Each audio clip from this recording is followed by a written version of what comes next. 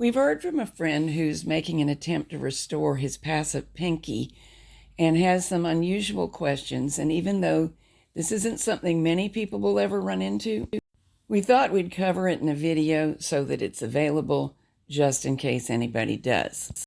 His specific question is based on this picture. Does it look like this section of the lock is missing any parts? And if so, what are they? It is possible that where the green arrows are pointing, there are some machinery washers missing. We can't quite see from the picture. Jack will explain why this is a big deal. But before we go on to answer the question more thoroughly that was actually asked, we need to point this out. These brakes, there are several along this rail, they will impair function something terrible. It is extremely tedious and meticulous work, but because new rails for this age of machine are unavailable, we have succeeded, and so has a friend, in repairing them with epoxy. All right, what I'm doing is I've got a little hook of wire here. Let me show you where it goes in under this casing. On either end, right in the middle. And if you look down in here, you'll see there are plates in here to separate this surface and this surface right there. Light gray, metallic gray, and they're separated, and they're done underneath these screws. This is something that's easy to get wrong when you've taken this apart. When I do it, I take these two screws here, and on the other side, these two screws here, and I get the whole assembly off. You have to pull this circlip to free this arm. Now, Isn't this the thing we've been telling people, that it's not really a DIY? That's right. You can do this part. You can take these two screws and these two screws out. You see, you got to have a metric open-end wrench to do it. Then you can remove the circlip right there, and it is a tiny little beggar, to free this arm. Now let me get the camera to look right in here. You see you have a wheel that's fully toothed. Then you have a wheel that's half toothed. That always looks so strange to me when I look at it. All right, and what it is notice your bobbin moves with the back wheel, but not with the bottom wheel that's fully toothed. So what happens is this is rolled. And this is what Passap knitters know as the yarn eyelet, by the way. Right. This is an old style one, and nowadays they're tubular, but they have the same function. So here's what happens. This is rolling along happily. You change direction. Now you see they both move together so that your eyelet goes to the other side, and then that bottom wheel continues to rotate as it goes in that direction. And here's what it's doing.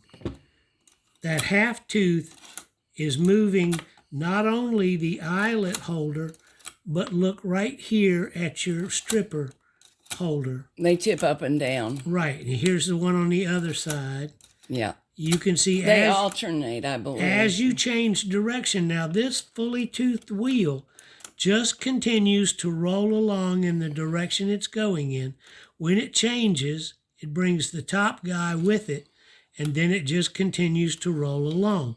So this is a critical part of the assembly, and you can see it's spring-loaded, but make sure that this eyelet floats very smoothly back and forth. Yeah, otherwise we really can't knit and change direction and have the yarn come with. And notice that these are solidly placed, but they'll shift every time you shift directions. And if you'll notice, this angle right here, you can see where my fingernail is. See, now it's going to push my fingernail out of the way. That is a critical distance on both sides. Okay, quit. Yeah. So this one is not in working condition. It's not broken, but it's not clean. Here it is again, pushing my fingernail out of the way. So these have to be set up. This has to be set up. This arm right here has to be set up. Notice when I move this by hand, I get it into a locked position, and now this doesn't want to go back. See it? It doesn't want to. The wheel will never do that. It stops it at a point where it'll always flip back and go the other way. And again, that has to be set when you put this back together.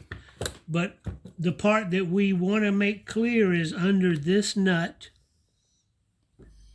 and under this nut and under this plate are machinery washers of very, very thin dimension that sets this plate to this plate and this plate to this plate. And this may be the problem that our friend is having. So the short answer about if there's anything missing is none of the pieces that we can see that should be present on the surface are missing, but it is possible that some of those machinery washers are missing. That's right, and they're in thousandths of an inch or tenths of a millimeter, depending on the system, but it's very critical that all this be the same so that this function of your strippers, your brushes, your eyelet control, and these little gears all work the same. We were able to find a free service manual downloadable from machineknittingetc.com, and here are the 3 diagrams that are most useful to you. The text that goes along with it is unfortunately not as specific about the issue we're addressing as we would like, but it is available in several languages, including English. All right, from the diagram, figure 3 here, it shows you how to load the eyelet into the clamp. Our friend has a flat eyelet. It doesn't look the same, but go to figure 4. What it's telling you is the distance the eyelet needs to be above the needle bed so that it's feeding the yarn directly to the needles when they come out to receive the yarn. Now what we'll do is go to figure 5. What this is showing you is what I have talked about in the video. The part labeled C looks like a big flat C is a machinery washer.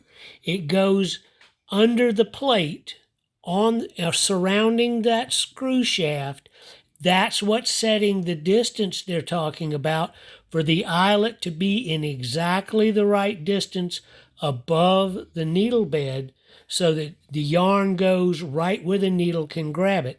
So this is what I have talked about before, why I don't recommend this as a DIY. You have to know what distance that machinery washer needs to take up. It requires some real precise measuring of microns of distance. That's 1,000th of an inch. And we really aren't able to measure that here and now today. Right, and you'd have to be able to get these washers to change the distance. Unfortunately, we don't have a source for these particular parts at this time. Jack does think that because this was manufactured in Switzerland, they are very likely to be metric in measurement, and also that very patient experimentation could allow you to achieve the correct distance. This is not as clear and specific an answer as we wish we could give, but we hope it is some help.